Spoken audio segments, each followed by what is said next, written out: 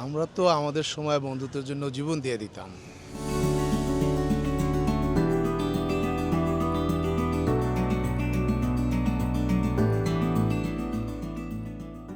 রক্তের সম্পর্ক ছাড়াও পৃথিবীতে এমন কিছু সম্পর্ক থাকে যাদের সাথে নির্দ্বিধায় চোখ বন্ধ করে সুখ দুঃখ ভাগাভাগি করা যায়, তারাই হচ্ছে বন্ধু।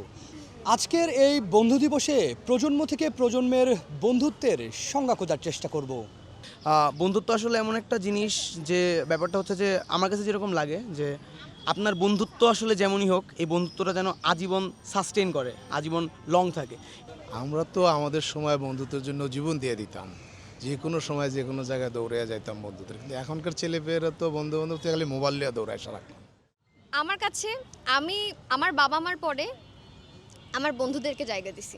তবে এমন না, বন্ধুত্ব হচ্ছে সেটা সবসময় থাকে, সেটা সুখে হোক দুঃখে হোক আনন্দে হোক বেদনা হয়, ঝড়ে হোক কিংবা কোনো সূর্যের মতো ঝলমলো দিনেই বা হোক, বন্ধু মানে বন্ধুই। এমনও কিছু মানুষ আমরা দেখতে পাই যারা হলো উপরে লেবাস ধরে যে বন্ধুত্বের, কিন্তু পেছনে গিয়ে আবার জাতি সাহেবের মতো সবল ধরে থাকে।